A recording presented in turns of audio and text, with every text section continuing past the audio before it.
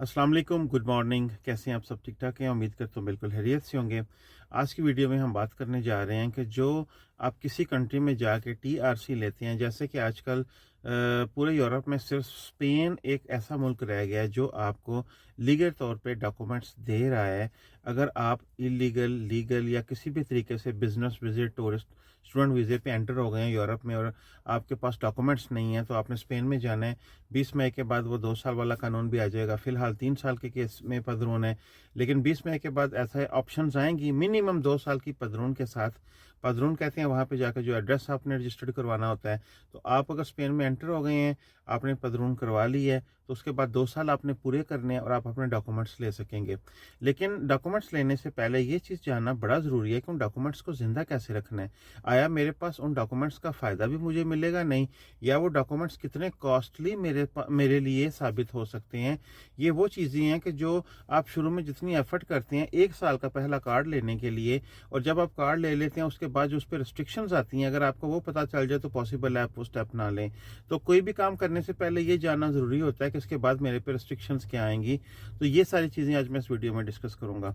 मेरा यूट्यूब पे चैनल है इरफान भाई वाले के नाम से, और उसके बाद आप मुझे इंस्टाग्राम पे भी इरफान भाई ईयू वाले के नाम से मैसेज कर सकते हैं। फेसबुक पे शम्स अशरफ के नाम से प्रोफाइल है, वो आप ऐड करके मैसेज कर सकते हैं, मैं रिप्लाई करता हूँ उनका। तो वीडियो की तरफ चलते हैं। जो पहला साल का कार्ड होगा ना, आप स्पेन में 2 साल जाके रहते हैं, आप लीगल हैं, इलीगल हैं, स्पेन ये एक इजाज़त देता है कि एक बंदा उनके मुल्क में जाके रहे। जब आप वहाँ पे जाके पदरून करवाते हैं, अपना एड्रेस रजिस्टर्ड करवाते हैं, तो अथॉरिटीज़ जो है उनको पता तो चल जाता है आपके पास डॉक्यूमेंट्स नहीं है। उनको पता होता है कौन सा बंदा किस जगह पे, किस मकान पे रह रहा है, उसके पास पेपर हैं या नहीं है। लेकिन वहाँ पे एक कानून है इमिग्रेशन बेस पे, अराइगो सोशल, अराइगो लाबोरल, अराइगो por फॉर्माción, डिफरेंट स्टडी बेस पे। तो ये वो सारी चीज़ें हैं जिसकी बेस पे आपको पेपर मिल सकते हैं। तो जब आपको पहला कार्ड मिल जाएगा, उसके ऊपर शर्त होती है, आपने कुछ देर वहाँ पे टैक्स देना होता है पहले कार्ड के ऊपर, ताकि वो कार्ड बाद में रीन्यू हो सके। ज़्यादातर 6 महीने का होता है, 8 घंटे का अलता। लेकिन अभी जो नया कानून आ रहा है वो 4 घंटे के, 1 दिन में 4 घंटे के काम के ऊपर भी आपको अलाउ करेगा, कार्ड मिल जाएगा। और इसका मतलब है कि पूरा साल आपका 4 घंटे का उस कार्ड के ऊपर आलता चले। अब 4 घंटे के आलते का मतलब है 250-300 यूरो टैक्स जो है ना, मालिक जहाँ पे आप काम करेंगे वो पे करेगा। होता ये है कि 100% ये ज़्यादा फ़ायदेमंद है कि आप कोई ओरिजिनल काम ढूँढें। आप जहाँ पे आपने काम करना है, जहाँ पे रहना है, जहाँ पे सारा निज़ाम करना है, वहीं पे काम करेंगे तो आपकी 1400-1500 यूरो जो एवरेज सैलरी है स्पेन में, उसमें से ये वो सैलरी है जो आपको टैक्स कट के मिलती है अगर आप 8 घंटे का काम कर रहे हो। अगर 4 घंटे का काम कर रहे हैं तो 1000 यूरो तक मिलती है और उसमें टैक्स कटा हुआ होता है, आपके अकाउंट में 1000 यूरो आता है। अगर आपने अपने पास से देना है, जैसे कि बहुत से लोग ऐसे करते हैं, कॉन्ट्रैक्ट अरेंज करते हैं, उनको वर्क कॉन्ट्रैक्ट मिलता नहीं है, वो अरेंज करते हैं। अब अरेंज करने के अंदर बहुत सी चीज़ें आ जाती हैं, वो आप खुद बेहतर जानते हैं क्योंकि वो लीगल कैटेगरी में नहीं आती, मैं उसको डिस्कस नहीं करना चाहता। लेकिन जब आप वर्क कॉन्ट्रैक्ट अरेंज करते हैं, आपको वर्क कॉन्ट्रैक्ट रेजिडेंस कार्ड मिल जाता है, तो आपने फिर फी महीने, हर महीने उसका टैक्स अदा करना होता है। अब वो मालिक पे डिपेंड करता है कि अगर वो सेक्युरिटी सोशल को, जिसमें आपका मेडिकल कवर है, जिसमें आपकी पेंशन कवर है, जिसमें आपकी पारो, कि अगर आपका काम छूट जाए तो आपको कुछ पैसे 4 महीने के लिए, 2 महीने के लिए मिलते हैं गवर्नमेंट की तरफ से, वो सारा कुछ कवर होता है। अब वो दे रहा है आगे 200 यूरो, वो आपसे 300 यूरो मांग सकता है। वो दे रहा है आगे 500 यूरो, वो 600 यूरो मांग सकता है। जो रेस्टोरेंट का काम है, इसका आलता 550 यूरो के करीब होता है, जो बंदा 8 घंटे का काम करता है। जो ओबरे का काम है, पेंट शेंट का काम करते हैं, इसका टैक्स तकरीबन 750-800 यूरो के आगे पीछे, क्योंकि ये महंगा होता है। जो घर की सफाई का काम करते हैं वो 200-250 यूरो होता है। जो मोबाइलों की दुकान पे काम करते हैं वो 450 यूरो के आगे पीछे आता है। फ्रूटरी की दुकान पे काम करते हैं, वो भी 8 घंटे का अगर आप दिन में काम कर रहे हैं तो आपका महीने का टैक्स 450-500 यूरो आता है। तो ये डिपेंड करता है उस मालिक पे। वो कहता है आपसे, नहीं जी मैंने तो इतने पैसे लेने हैं, आप जहाँ मर्जी रहें, आप जहाँ मर्जी जाएं, मुझे बस महीने के महीने इतने पैसे डाल दें तो आपका टैक्स चल जाएगा। नहीं चलेगा तो फिर मुझे ना कहना, वो जाके बाहा दे देगा, जिसे बाहा, उसने पहले ही आपसे पेपर साइन करवा लिए होंगे। बाहा वॉलंटारियो कहते हैं कि ये बंदा अपनी मर्जी से काम छोड़ रहा है। अब आप अपनी मर्जी से काम छोड़ेंगे, उस बंदे के ऊपर केस को नहीं बनेगा। एक होता है बाहा वॉलंटारियो, दूसरा होता है जो मालिक अपनी वजह से देता है कि मैं इसको काम से निकाल रहा हूँ, मेरे पास काम नहीं है। उस केस में आके जो बंदा है उसको थोड़ी सी एडिशनल कोई एडवांटेजेस मिल सकते हैं।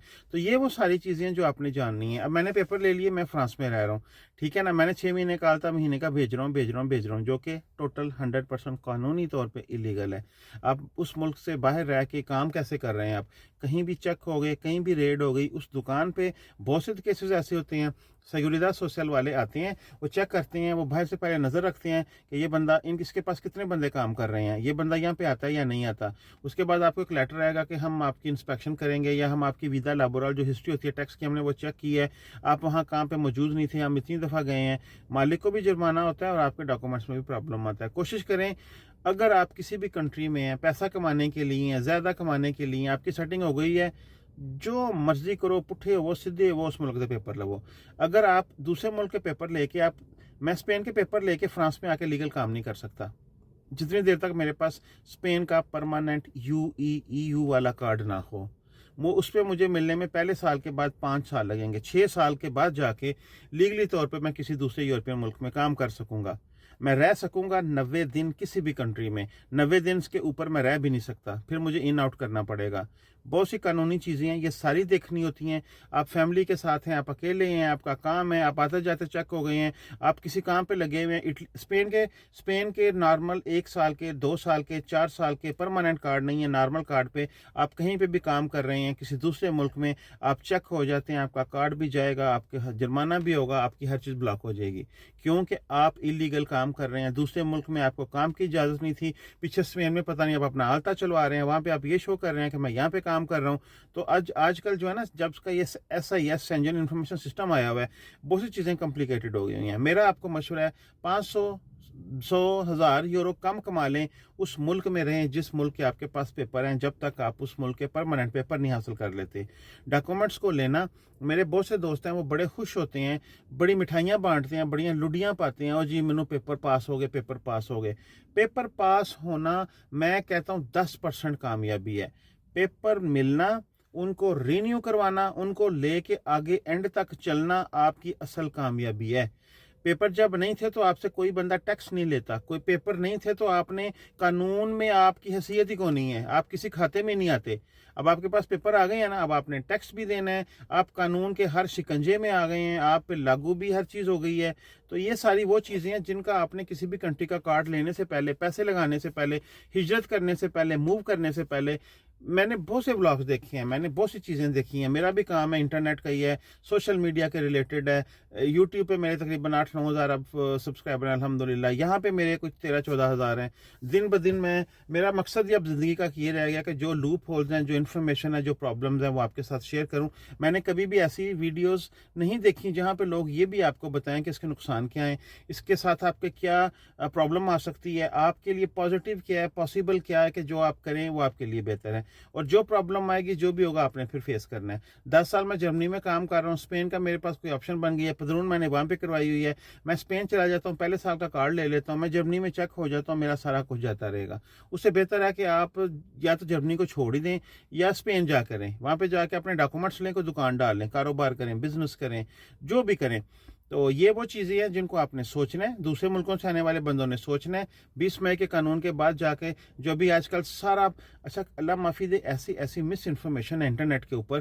कई दोस्त ऐसे हैं जो कहते हैं जी आप जहां मर्जी बैठे हैं, पैसे भेजें, हम आपकी पदरून करवा देंगे, जो कि -1% भी रियलिटी नहीं है। ऐसे नहीं होता, ठीक है ना। पैसे कमाने के लिए, सारा कुछ करने के लिए अपना होमवर्क किया करें, अपनी सारी इन्फॉर्मेशन चेक किया करें, फिर अपना कोई स्टेप लिया करें। यूरोप अब पहले वाला नहीं रहा, पहले यूरोप और था। पहले तो जनाब बैंक का, आपके पाकिस्तानी पासपोर्ट पता है हाथ से लिखे जाते थे। जिस दौर में मैं यूरोप में आया हूँ ना, पाकिस्तानी पासपोर्ट हाथ से निकलता था, उसके बाद मशीन रीडेबल पासपोर्ट है। वो लोगों ने वो हाथ से लिखे हुए पासपोर्ट के उत्ते जे F है तो F का डंडा इधर कर छड़िया, जे P है तो P नूं B बना छड़िया, जे Q है तो Q नूं S बना छड़िया, अकाउंट खुल जाता सी। उन कागज़ भी लैके जाओ तो अगले आंदे ने हाँ Pakistani, este muy riesgo, voy a comprobar, vamos a ver, सारा कंट्रोल करांगे, चेक करांगे, फिर अकाउंट खोलेंगे। बाकी चलो, फी ईमान अल्लाह, मुझे दुआ में याद रखिएगा। आज का दिन आज क्या तारीख है यार, बूढ़ा तो नहीं मैं हो गया, ठहरे मैं चेक करूँ अपनी मेमोरी। आज मेरे ख्याल में 15 तारीख है, और अगर मैं सच हूँ तो इसका मतलब है कि अभी मैं कायम हूँ। 15 मार्च 2025 है, ये वो इन्फॉर्मेशन है जो आपको आज के दिन में दे रहा हूँ। तो दुआ में याद रखिएगा, इंशाल्लाह मिलूँगा फिर। अल्लाह हाफिज़।